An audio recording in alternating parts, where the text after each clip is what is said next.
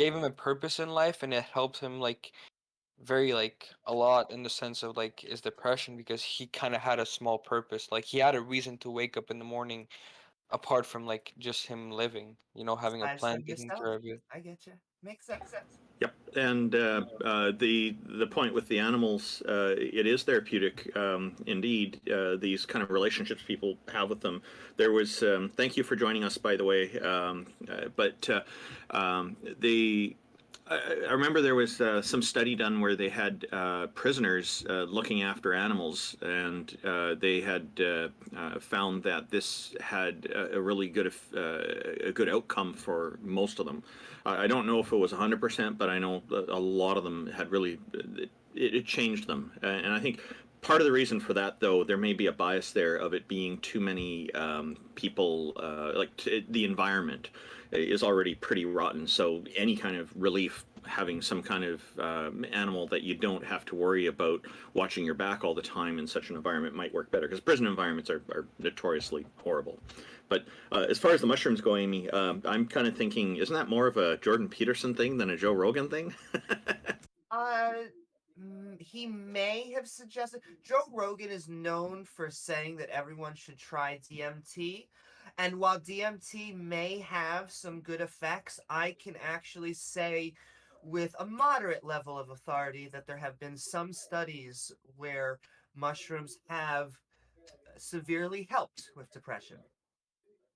It's very good in the literature on addiction. So like if it's very good on the literature on addiction. Like there's a consistent result with people trying to fight addiction being helped by doctors or shamans or whatever, and just breaking heroin habits better than any other intervention that exists. So it can do a lot of things, but have medical advice. There's actually doctors, in case people don't know this, there are doctors that'll help you take a number of previously considered illegal drugs in a healthy, structured way. One of them is ketamine. Ketamine is the largest effect ever discovered on suicidal ideation, treatment-resistant depression. In other words, the worst of the worst, the hardest to treat. So talk to doctors about ketamine if you're really, really severely depressed to the point of suicidal thoughts. Yep, and then there's also another example that would be that's kind of related is the safe injection sites, where we have many cases here in Canada where the safe injection sites have actually resulted in people getting off the drugs they were addicted to. And the approach that's used is that there's no pressure to get people off of the drugs when they're there, but then they're seeing all these people around, because many of them are people who used to be drug addicts, and they're suddenly realizing, hey, I want to clean up my life and get better, and then they ask for help, and there's signs around there indicating that they can get all this help, but there's nobody lecturing them or anything, and the outcomes are actually quite good, and some of them get interviewed on the news sometimes, and they're talking about how their experience went with that, and the only thing they wish they did was engage in that earlier and get started on that path earlier. But what's understood about this is people don't want to quit. It's going to be much more difficult to get them off of it unless they're in a situation where they're more willing. So Captain Perry Welk, thank you for joining us. Oh, sorry, X, did you have something you wanted to respond to with me on that? No, that's it. You said it very well.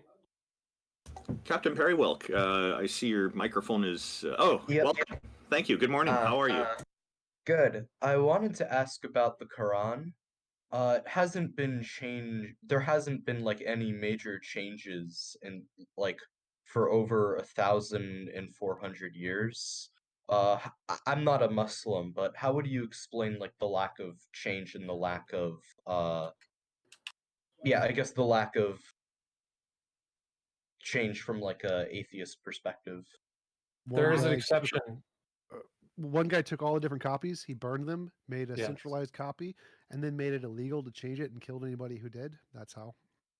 So I was right about the preservation culture. Yeah, and the other thing is that the people who resisted him were like some of the most respected scholars at the time of the Quran recitation culture that they had. And they said there were very significant differences. They pointed out what some of the differences were between the different versions. And they said they would never accept the new official Quran because it was incorrect. Is there like a source I could read? I mean, I believe you, but I just want to like read more. The caliph that did this was Uthman, and Uthman codified it by burning all the others. I'm trying to remember the name of the the guy who resisted Uthman escapes me at the moment. I'll just add one point here. It was believed that he burned them all, but apparently quite a few of them were missed. And yes, how do you search an entire land and be that thorough? There's some people who are going to probably secretly want to keep them, and then there's going to be some others who accidentally lost them and didn't realize until later and thought, oh boy, I better not let this out, and it becomes a family secret for a while. My understanding is there have been 33 different Holy Qurans written in the Arabic texts that have been uncovered, and there are differences between them. So there is not just one. Just like there's already at least 99 different denominations of Islam, Shia, Sunni, Wahhabi, Ismaili, and some of the others are more commonly known, but they're not the only ones. Oh, that's very interesting. Thank you. Oh, I think X has something to follow up here. He's just looking up something for you. Yeah, so giving up the Quran was controversial with a number of people who had other versions. And if you look into the history of it, you'll find several of them did resist. Also, there are copies on the backs of overwritten documents that we can recover of what some of the differences were. And they said that there was about a dozen things added in Usman's version that are not supposed to be there in the original. Yeah. Thanks. Oh, you're welcome, and thank you for joining us. Appreciate. Unless you had another question for us. Not really. Have a good day. Well, we look forward to talking with you again.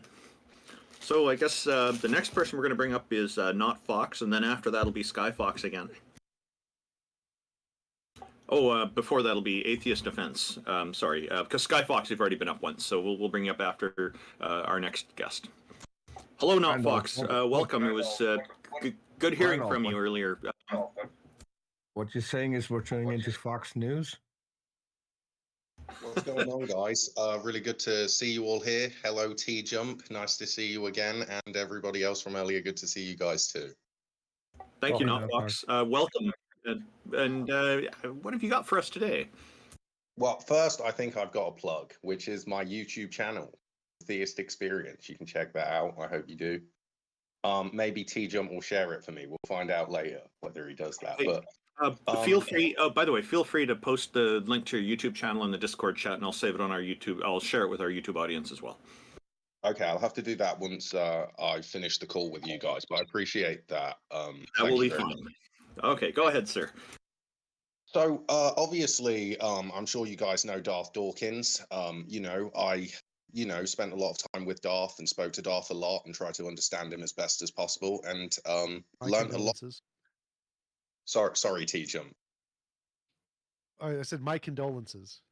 Your brain cells. Yeah, I like Darth, but he hates me now. So what can I do? Really? Are you still What did you precept? do? I still believe that God exists, and I still believe that there's a necessary precondition to truth, in the way that it is in the world. So, yeah. So you still call yourself a presuppositionalist? I wouldn't say that we're the presuppositionalists. I'd say that atheists presuppose things, but we've got a revelational epistemology. So, yeah, it's different. But you would say that you would agree with like Bonson and the whole precept argument still, transcendental argument. I just feel like it's unfair to call it presuppositionalism when we've got what is basically a found-herentist position. It's a foundation. It's foundational positions that are justified within a web of coherent beliefs. So found-herentism. Okay, found-herentism came from Hack, right? Hack's an atheist. The reason it's called precept is because they called it precept. This isn't like a label that was added by other people. The stated purpose of the argument is to basically browbeat and intimidate and shut up atheists by confusing them with a really confusing argument.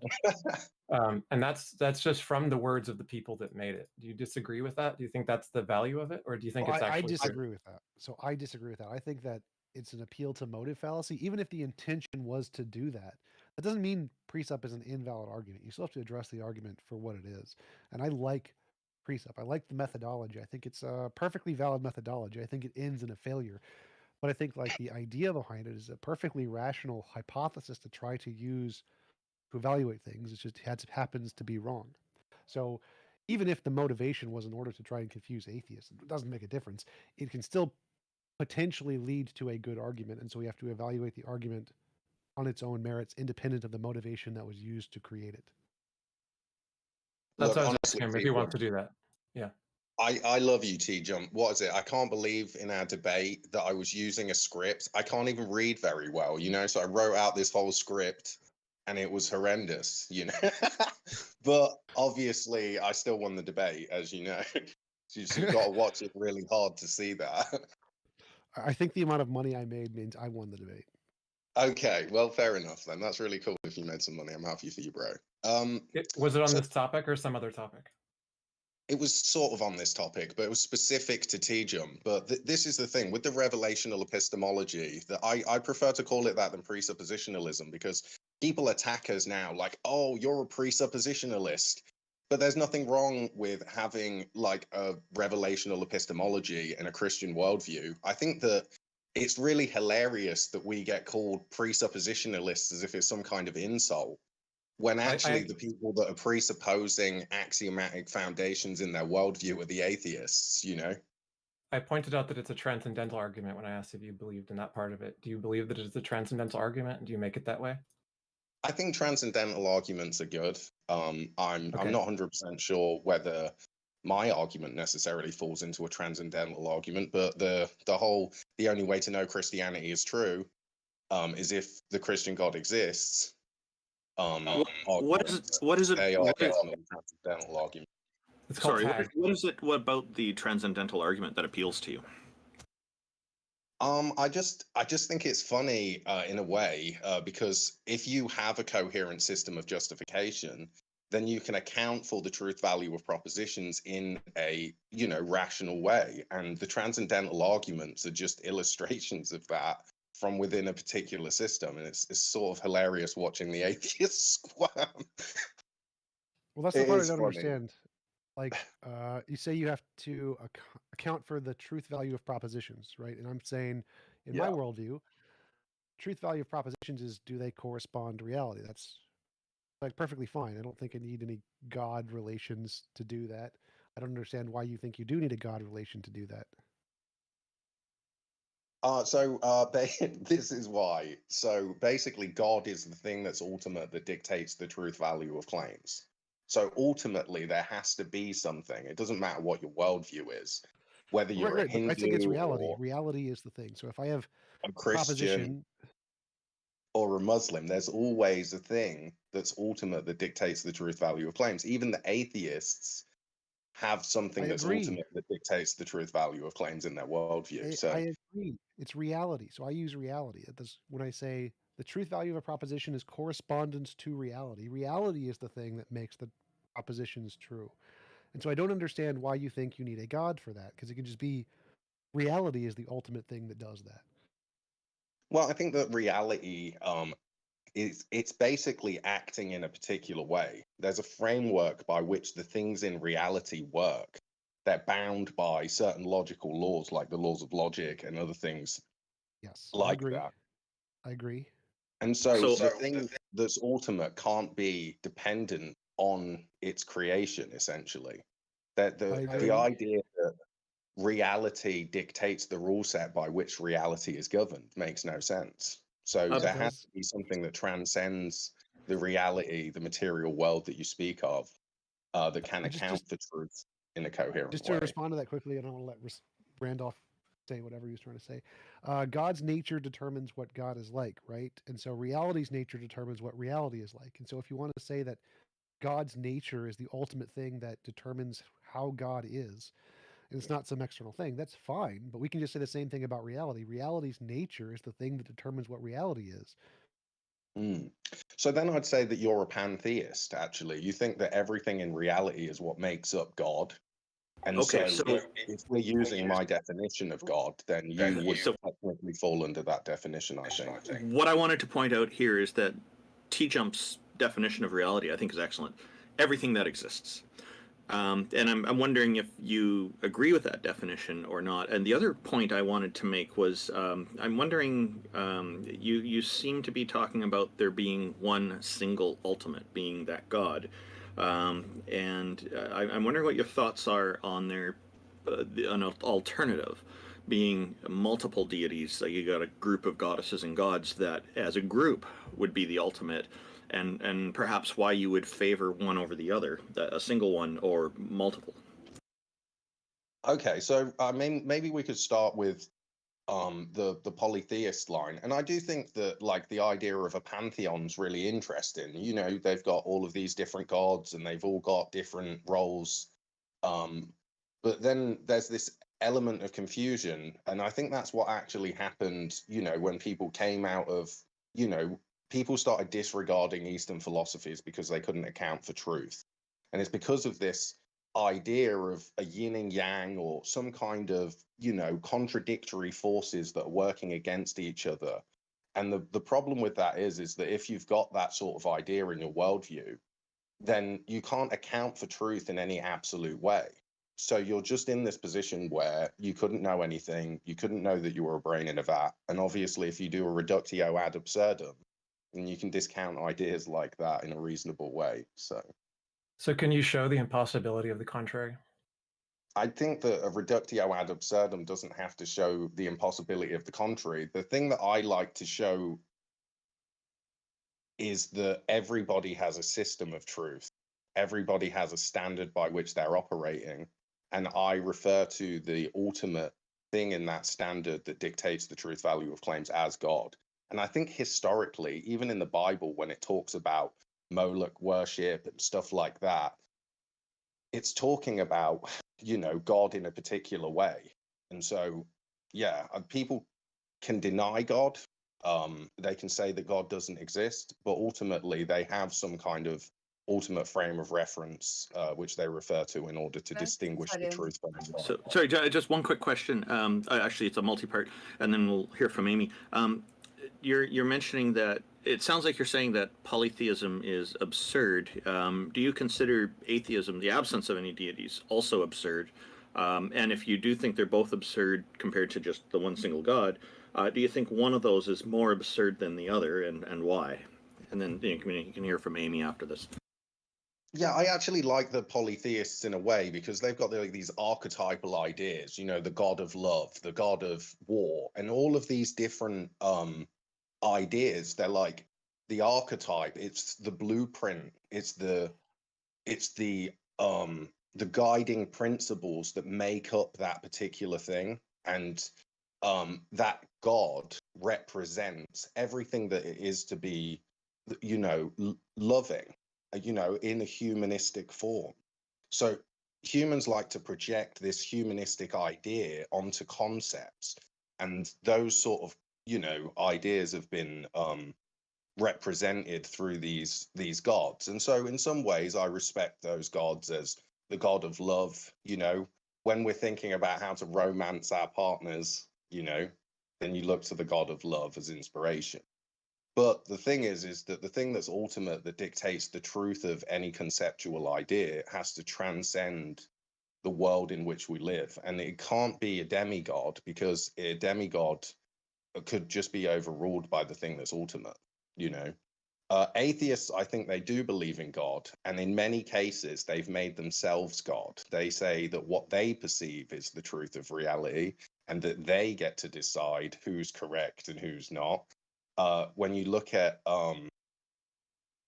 you know, people's statements about their atheism and how they know things are true, they say, well, you know, I've got a perspective of reality, and even if my senses are fallible and the things that I perceive aren't necessarily in line with reality, I'm just going to believe what I want to believe anyway.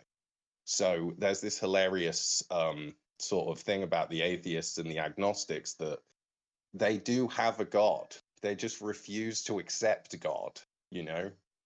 They just, Okay, they just refuse to call it a God. I disagree with you on that point, but I do find the rest of your answer quite interesting. As an atheist, I don't believe any gods or goddesses, but Amy Newman had something to say, so I'm going to just pass it to her. Thank you. And I do want to answer one of the questions that you asked. Why do we use it as a pejorative?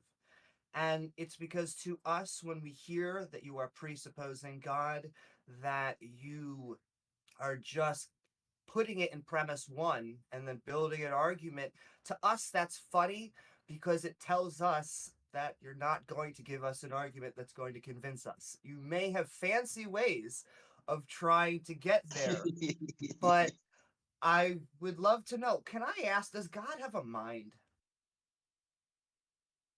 Yeah, I think that one of the best arguments for why God would have a mind is the thing that's the primary thing that moved originally, the prime mover. It had to have moved of its own volition. So if you accept this idea of a cause and effect nature to reality, and you apply the same mathematical principles that predicted the Big Bang, then you can also justify a belief in a prime mover. And the thing about the prime mover is the prime mover can't have been influenced by anything external to itself. So the only way it could have moved is because of its own volition. Sure, which means that Tjump's example of a god would not meet your example of God. In fact, many definitions of God would not actually meet your criteria of a god. So many people actually don't believe in God by your own definition. No, I think that they maybe there's a misunderstanding here, but even somebody like maybe you could make yourself into a god, even though you're obviously not a god.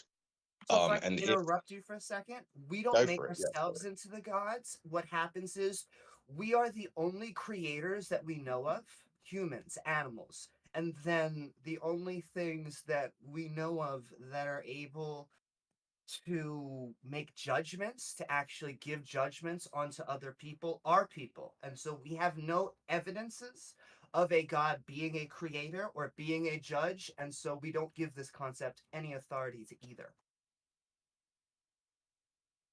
Do you mind if I jump in Um, for a little bit there? I Sure. think Amy yeah, brought feel up a free. phenomenal point there, that you seem to be equivocating the definition of a god here. So when I say reality is my god, or whatever you said, my definition of a god there is just the fundamental nature of what exists, which is quantum fields. No mind, no consciousness, no volition, no anything.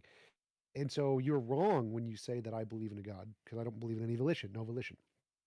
So I've you have heard this added recently. assumption.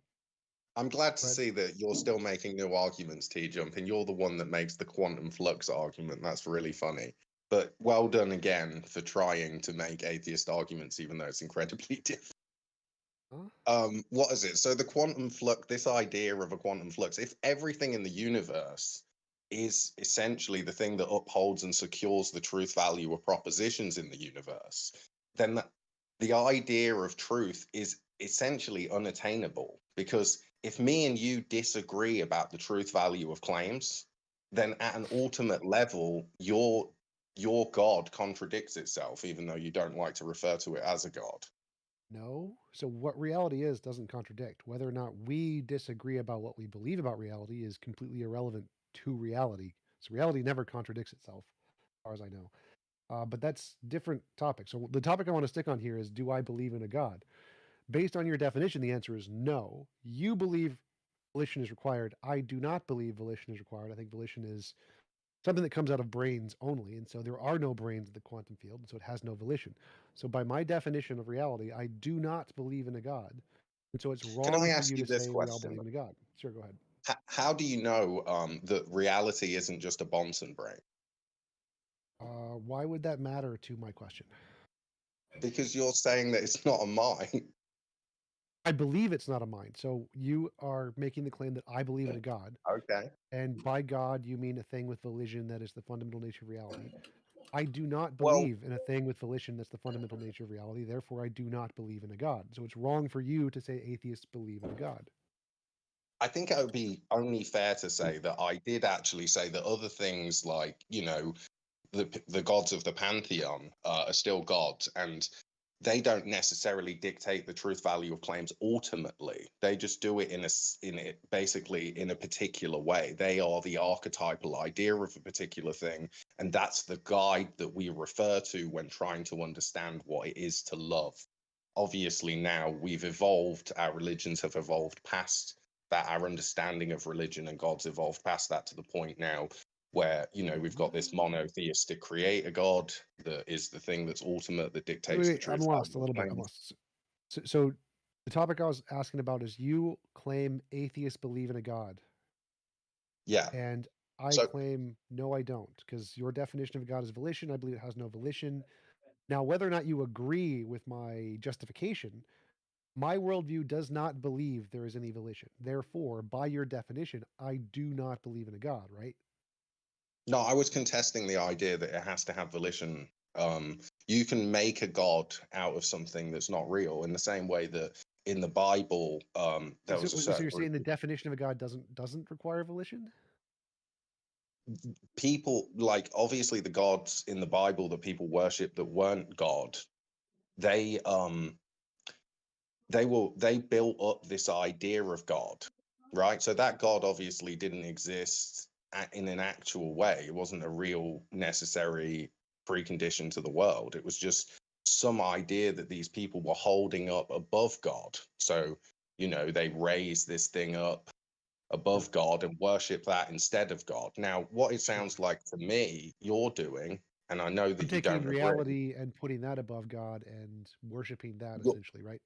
yeah, you're saying that reality is the thing that ultimately dictates the truth value of claims. You've Yes, raised up absolutely. pictures of birds, animals, and reptiles over God, and you know you'll receive the due penalty for your error. Well, sure. I would agree with that. I'd say I put reality above God, sure, but that doesn't mean I believe in a God, right? Those are two different claims. I think that that's what I'm saying again is that that to me screams pantheism. So if reality is the thing That's the that's part I'm not dictating understanding. the So, truth like, value of claims, then that's just what a pantheist would believe, in my opinion. And you're talking about volition, but a pantheist, you know, obviously they think that the universe is God, but they don't necessarily think that the universe has any volition. It's maybe just right, material absolutely, things absolutely. connecting So and colliding in a particular way. I'm a So naturalistic pantheist. So in that sense, I am a pantheist. Naturalistic pantheists just believe in the ontological commitments of science and nothing more than that. So they don't believe in any volition. But if you're saying that naturalistic pantheists believe in a God, they don't that believe in is any their God. volition. That's okay. That You is can their say that, God. but then Their God God has is, no volition in that context. You're saying it's okay to define God with no volition. yeah, God's just the thing that's ultimate that dictates the truth value of claims Okay, in the that's fine. system. I'm happy Yeah, to grant that for the sake of the argument. So X. we grant that there's a difference though. You believe volition, I don't believe volition. And so Yeah, why do you think you said volition is required for it to like start or whatever to make a difference? That part doesn't seem to make any sense to me. That part seems to be completely ad hoc. So I think that some feature of the nature of the fundamental nature of reality can cause it to do things like quantum fluctuations without any volition whatsoever. There's lots of evidence these can exist outside of space-time. There's no evidence volition can exist outside of space-time. And so claiming that volition exists outside of space-time is like claiming pineapples exist outside of space-time. There's exactly the same amount of evidence that intentions can exist without spatiotemporal space as there is pineapples can exist without those things. Whereas there's lots of evidence I know. quantum fluctuations can. Because this is why pineapples wouldn't work, because they're a material thing, so they'd be bound by the So are physical laws. intentions. All of the They've- evidence for pineapples being immaterial is the exact same for intentions being immaterial. I don't know. I think we've got a lot of evidence that pineapples are material, and there's no evidence Yes. that there's an immaterial pineapple that exists. Agreed. Same thing is true of intentions. Well, like I said earlier, the look, so if you accept that there's a causal chain of events and every action has an equal and opposite reaction and every action is governed by a previous reaction, and you have a reasonable understanding of mathematics and you can apply Occam's razor and reduce any equation down to its lowest common denominator, then you can justify the Big Bang, which is what we did all that time ago. And the thing is that the same mathematical principles actually justify that there's a prime mover. Now, when you look to that idea, when you think of that conceptual idea of this prime mover, what would it have to be? What would it have to Quantum do? field. Well, Quantum field. it couldn't have moved because of some external thing that was influencing it. I agree. So it had to move of its own volition. Well, no, that seems There's to be no a other false dichotomy. explanation. Yeah, there is. It's quantum fluctuation. So a part of its own nature intrinsically has change, quantum fluctuations. So it has no volition, but there's a part of its nature which intrinsically causes change, like quantum fluctuations. There is evidence these things can exist outside of space-time. Space-time is emergent from quantum fields. There is no evidence volition can exist outside of space-time.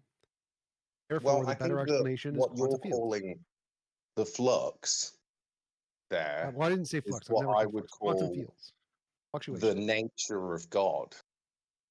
You're just redefining God's nature as a flux for some reason.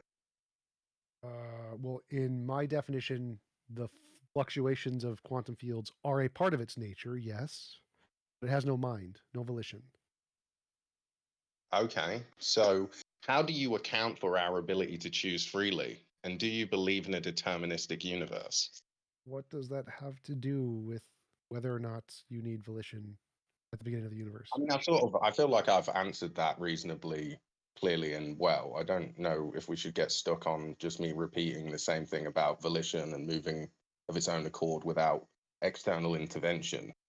Well, I don't think you have given an answer. So my question was, is there is lots of evidence quantum fluctuations can exist outside of space-time. Lots of it. Physics, that's the consensus.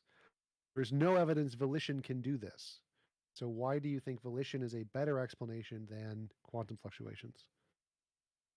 Like I said, I sort of feel like I just explained exactly why you think that the thing that was primary moved of its own volition, because it couldn't have been influenced by any outside factors. And so it had to be an internal thing. So this particular thing has to have I agree there, but it's not volition. It's its own nature. So there's no volition. internally changed based on its own properties, not because of anything external to itself. Yes, agreed. So The point that's is it wouldn't have a mind. It's Yeah, a no mind. force. well, why which- doesn't it have a mind? So, Tjump because admitted that it could be a Bonson brain. so you keep saying Bonson brain, but I think you mean Boltzmann brain. Bonson's a Well, precept. I'm sorry, Boltzmann yeah, is sorry. what you're talking about. Okay, just to clarify. Okay, so to give a specific to what Tjump is saying, here's from a paper called Spontaneous Creation of the Universe from Nothing. In this paper, we present a proof based on the analytic solutions of the Wheeler-DeWitt equations.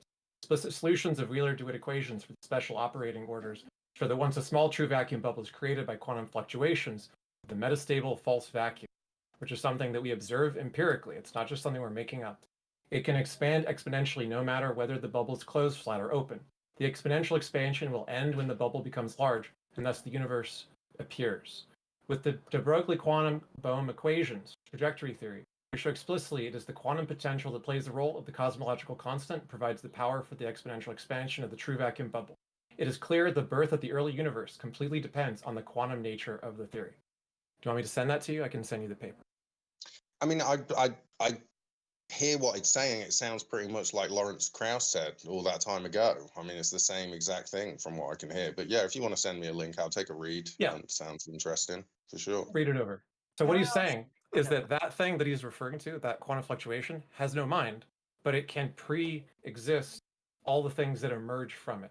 So we think some things are emergent and some things are fundamental. And we think that the vacuum bubble may be fundamental, and the quantum fields that are emergent, like time and space, may be results of just the nature of quantum theory. So, did you say it was a Bolston brain? The word you were imagining What's is a the correct Boltzmann brain. pronunciation? Because I've been Boltzmann. Just look up Boltzmann brain. Boltzmann. B-O-L-T-Z. Yeah, I've looked It's it a up thing. before. It's Obviously. a cosmology thing. Yeah. I just And the other forgot thing- what the exact name of it was. Oh, I wanted to point out one other thing, and then I'll pass it over to Amy because she had so much she Okay. wanted to say. But one other thing that I took issue with is you said that presuppositionalism was found herentist, or that your version of it is found herentist.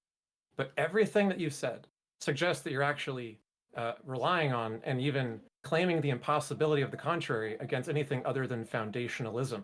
Full stop. Because what found herentism means is the opposite of what you're claiming is required for what you claim is the correct theory of truth. So just as a precursor question, just quickly, do you know how to solve a crossword puzzle? Obviously. Okay. And do you know enough about found herentism to know what my next question is?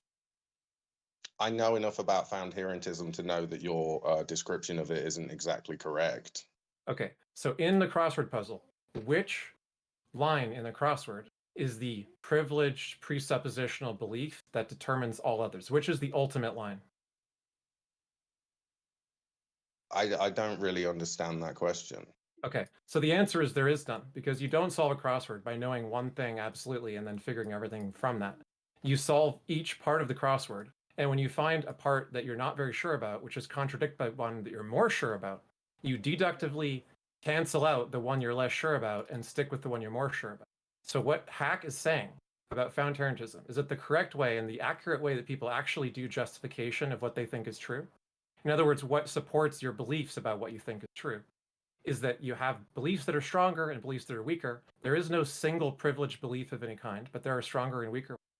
And you inductively figure out what you think those are, and then you deductively eliminate the ones that are contradicted by stronger ones, just like doing a crossword puzzle. That's the opposite of what you claim is necessary. Well, You say that it is impossible to have a worldview that's coherent if your theory of truth does something like that, because there's no ultimate belief. That's just false, and it's the opposite of what you said. You were a found Tarantist at the beginning. it's not the opposite, and you keep strawmanning me. The fact is that in order to do a crossword puzzle, you'd have to know the language that the crossword puzzle's written in, and you'd also have to understand the rules of the crossword puzzle. So You could even have a crossword puzzle written in every okay, language or no language. that Could be doesn't, written in yeah, math, you have to right? know the language in order to be Yeah. able to do the crossword puzzle. Yeah. I think you guys And- are talking past one another a little bit. So, X is right that you misused found Tarantism because that's an epistemic position. Your position is an ontological position. You think that there's an ultimate truth that grounds all other things. In the crossword puzzle example, there is an ultimate truth that grounds all things also.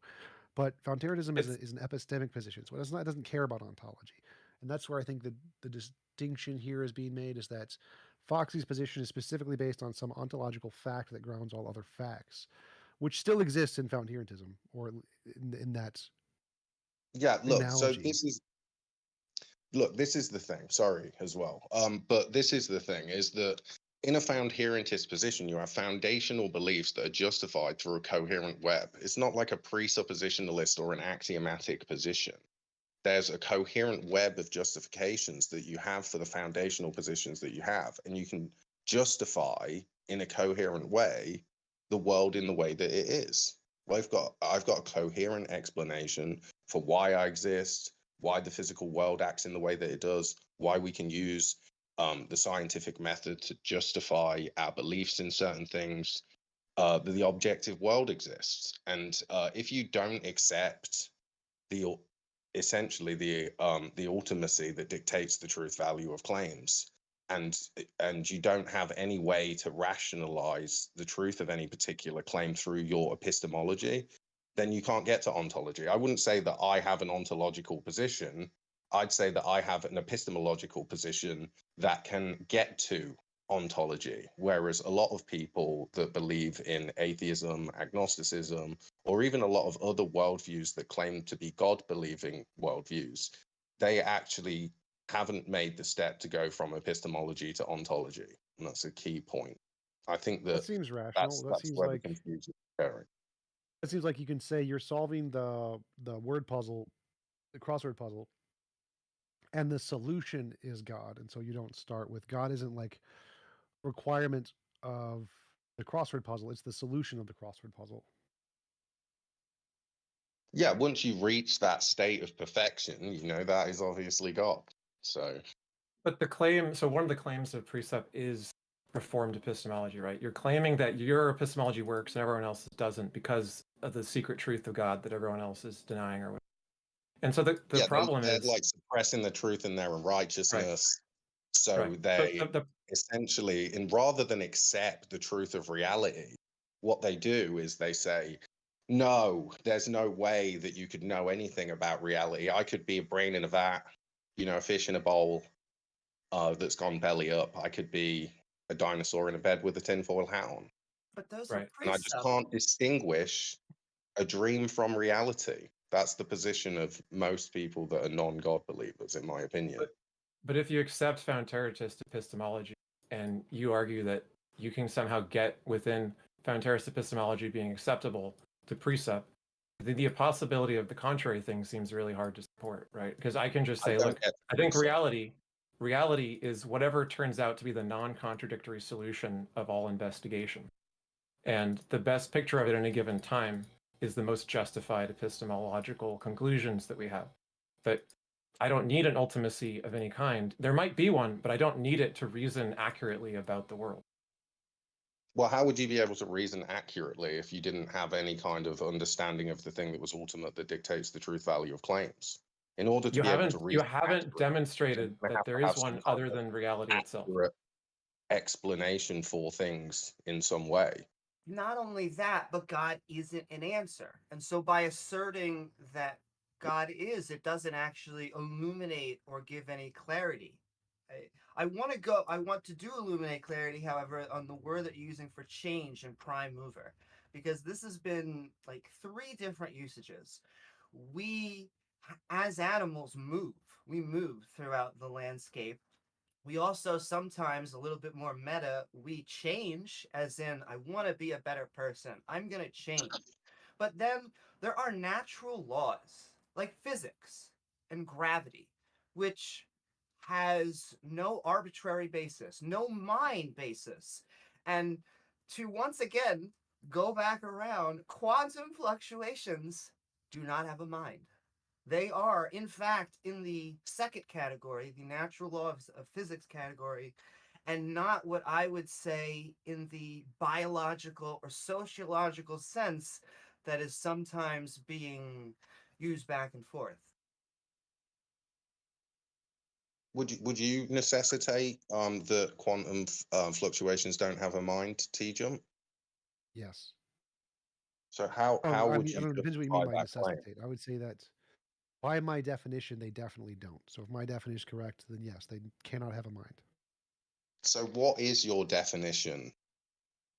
The definition given in physics of the mathematical formulation of quantum fields as a part of fundamental reality. Okay. So does that mean that it can't have a mind and it can't transcend in any Yes. way? Yes. Can you Given give us that it's definition? Do you mind? nomenologically impossible for quantum fields to have a mind. Is there a definition that you can refer me to so that I can read it? You want me to give complicated physics definitions? I'll just go to complicated physics books. I don't. It's just because you're using the definition and you're saying it can't have a mind. That the quantum fluctuations, maybe there's like, lots of different quantum fluctuations that are occurring in different areas, and there's a relationship between the different reactions that are taking place. And the reason that they're taking place in the way that they are is because it's just part of a greater mind. I don't see Just why sent you that would the I just sent you necessarily. the Wheeler I just sent you the Wheeler-DeWitt equations, which are the ones that people are talking about being responsible for explaining how quantum fields give rise to the universe. So in physics, a mind is defined as a conscious state, and conscious states are defined as specific systems of transferred energy that result in like qualia or whatever. Those can only exist, given all the known laws of physics, within brains. No other way they can exist. Therefore, it's impossible that without a brain you can have consciousness, given the laws of physics, as far as we know. Got the name of the brain again. What's the Boltzmann brain. Boltzmann? Sorry, guys. So why can't it be a Boltzmann brain? So you denying? A Boltzmann brain can't be the fundamental nature of reality. A Boltzmann brain is a result of the fundamental nature of reality. I don't see why it couldn't be that the entire reality that you believe in couldn't be upheld and secured in some kind of Boltzmann brain style mind. Well, Boltzmann brain is like literally a physical brain that pops into existence in another reality. In quantum fluctuations, creates a Boltzmann brain, and then your ideas of what world is just produced in that brain. But the brain So isn't our all of reality. universe popped into existence No, your 13 brain billion pops years into ago. your brain pops into existence. A Boltzmann brain isn't the fundamental nature of reality. A Boltzmann brain is a thing that pops into existence in reality because of quantum physics. Look, so I mean, obviously, I don't see how you can necessitate that given your position, but it's probably best not to stick on that too much. We clearly disagree. I do understand what you're saying about it popping into existence, but obviously, and maybe you guys believe that the universe popped into existence. No, I don't. So Well, the popping into existence why part was would irrelevant here. it So I be just because of some like kind of so the mind? part I want to clarify here is that a Boltzmann brain is not the fundamental nature of reality in the Boltzmann brain hypothesis. In the Boltzmann brain Yeah. hypothesis, you still have quantum fields as the fundamental nature of reality, And a Boltzmann brain is just a thing that popped into existence in that reality. And so you're But trying it's to the use best the and Boltzmann most brain simple as way to outline a concept which you can understand now. So now that we've reached that mutual understanding of what I well, that's the mean, part I'm not understanding. I don't get what you're trying how you're trying to use the Boltzmann brain to counter my argument in some way, saying that how do I know it's not a Boltzmann brain or something? yeah, If you're it's a like Boltzmann brain, I'm still right. I'm still correct. It's still quantum fluctuations. Like the Boltzmann brain isn't the fundamental nature of reality. Boltzmann brain is a result of that. well, that's like you're saying that of this reality, it has to pop up in this reality, this world that we're experiencing, essentially. But What? see, the thing is that that doesn't necessitate that the thing that popped into existence wasn't a mind in your Well, the worldview. thing that exists first isn't a mind, and then a mind pops into existence. That's fine. Why can't it be a mind? Because all of the nomenological possibilities of all the laws of physics do not allow for that. I think that's just a claim, which an assertion, really, without justification. Really, the reason that I came today, and I appreciate all of you, and it's nice to meet you, Randolph, for sure. What is Likewise. it? So the reason that I came today is because I wanted to get you guys to agree to the definition of God, that God was the thing that was ultimate, that dictates the truth value of claims, which I feel like you guys sort of did earlier. So is there any I'm way I could happy ask you? to grant that for the sake of the argument, but no, typically God entails a mind, and so I would say no one is really going to agree to that. You're just using the very pedantic usage of the words that's unique to you, and not using the word that most society is using. I don't know about that. I think that throughout history, people have referred to people that have made themselves God, people that have put them, birds and animals and reptiles above God and worship them as gods. So the only way that you'd be able to do that is if the thing that you were worshipping essentially was the thing that was referred to as God. And the reason that the people worship those things is because they thought it was the thing that essentially dictated the truth. So I don't feel Some like my people, definition's that alien, really, but okay. I mean, yeah, what can I some say? people If you use that, disagree, but then you like disagree. 90 something percent of all humans define God as a conscious entity, and this is because of biology. It's the hyperactive agency detection system. So 90 something percent all define God as mind. And there's a very small percentage, one or two, who don't, and who they include God as like pantheism or whatever, non-mind. It's just not what most people mean by the word. And since I'm an atheist, specifically to counter the God-mind definition, when we use the word, we're using the God-mind definition. When most societies using the word, That's they're an using the God-mind interesting definition. idea, but I definitely disagree with your opinion of what God is. But also I think that God does have a mind. It's just the thing is that people have referred to other things that aren't necessarily they don't have like a mind in the way that the Christian God is a mind, as God's also. So I mean, I don't feel like my definition is really that bad. But anyway, so this is it, right? Maybe I can run a little syllogism for you, and you guys can break it down. So I just quickly just want to respond. I actually asked Darth Dawkins last time I spoke with him how he defines God, and he avoided the question, and he kept wanting to run his interrogation. Now you've mentioned earlier that you had spoken with Darth Dawkins quite a bit, and I'm just curious if it ever came up that you got an idea from him on how he defines God, but I'll leave it to you to decide whether to address that first or put forward your syllogism first. It's up to you.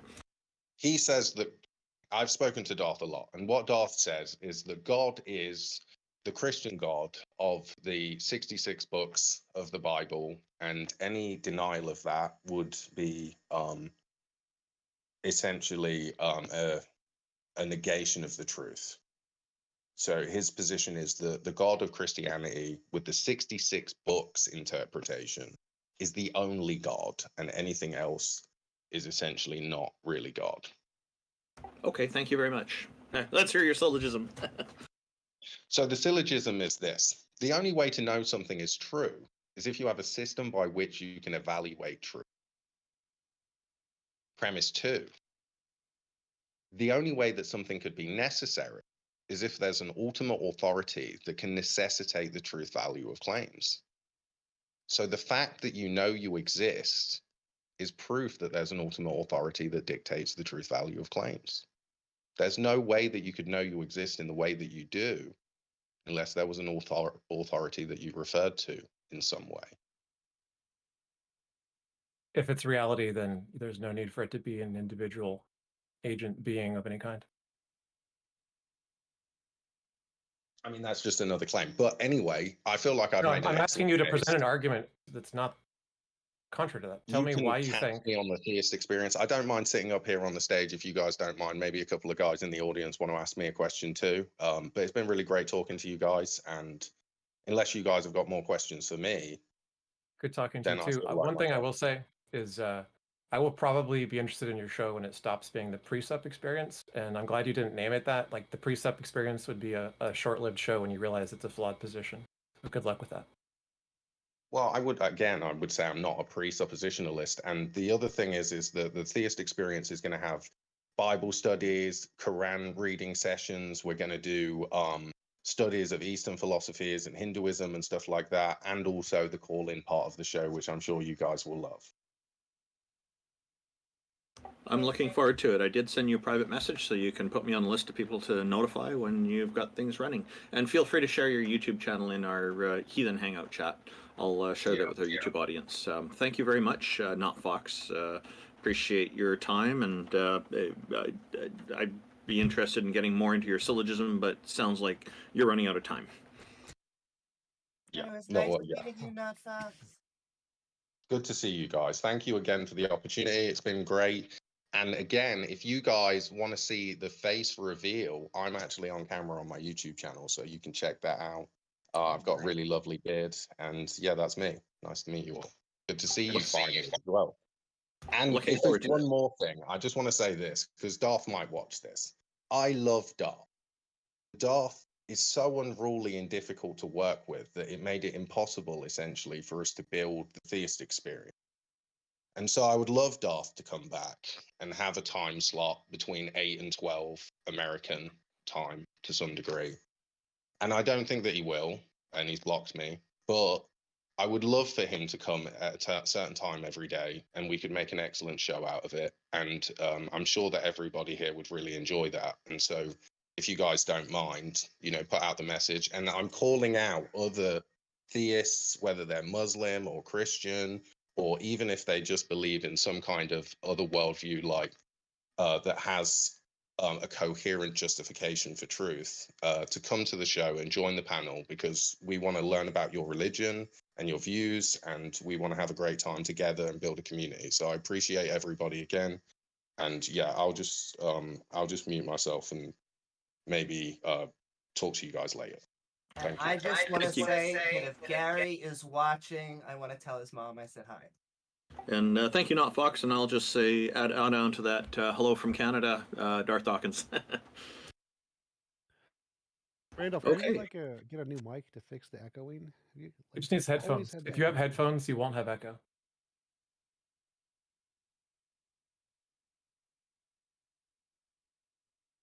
Is that echoing like all of the 10 years that we've known him?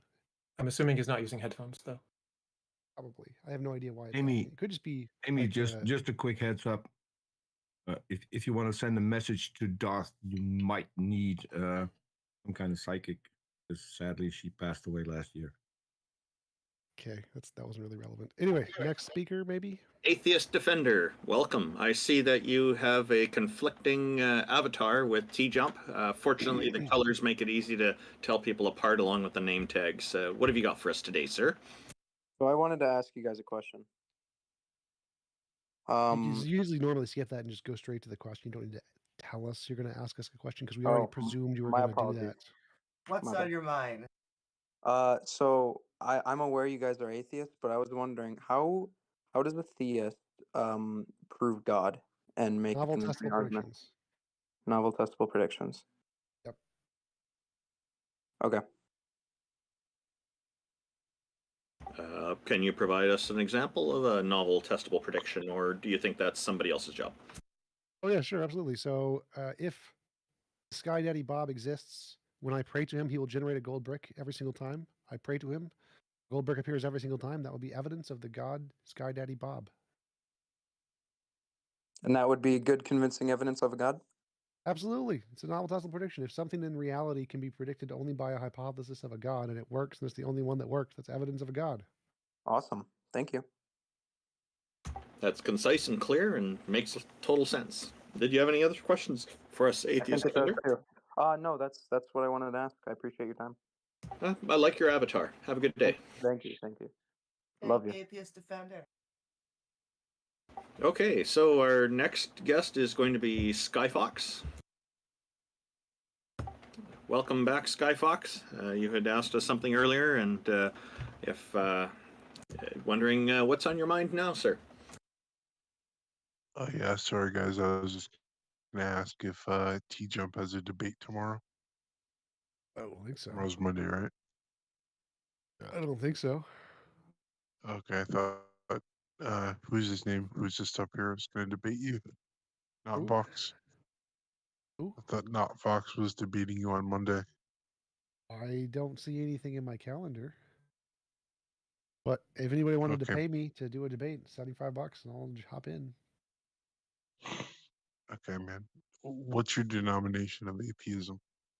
The correct one. There are no denominations, but thank you very much.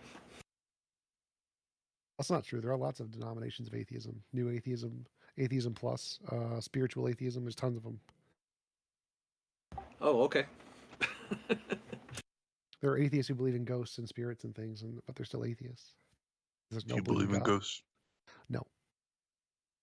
Okay. All right, I don't either.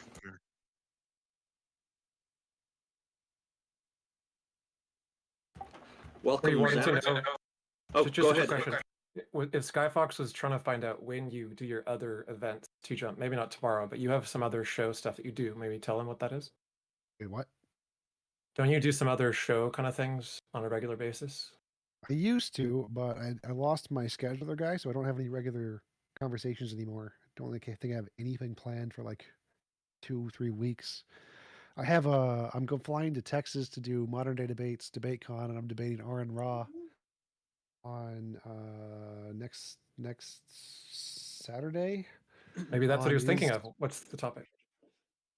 Does religion cause more harm or good? Has religion caused more harm or good? Cool. And I I'm look taking forward the to seeing position- that. I've taken the position that religion has caused more good than harm against RN Raw. I look forward to tuning into that debate. I hope I'll be able to. Sure. Oh, I'm probably going to post it on my channel, so everybody's going to be able to see it. Yeah, post it in the Heathen Hangout, and I'll share it with our YouTube as well. Zammer, welcome. Thank you for joining us. How are you today? Hello, can you hear me? Yes, sir, we can. Great. Yeah, I'm fine, thanks. How's everyone? Doing well. What's on your mind? Yeah, so I was just wondering that I'm actually sure that there can be proof for the existence of God. I was just thinking before. I was actually writing a few notes down. If you'd like to hear them. Yeah, sure. Please go ahead. Great. With that. Okay, so I was just looking at the, I guess, the analysis for like linguistics and how we attribute meaning to our words, right? And I could use like maybe the example of when someone is conceived or when someone is born, right? What does it mean to be like conceived? It means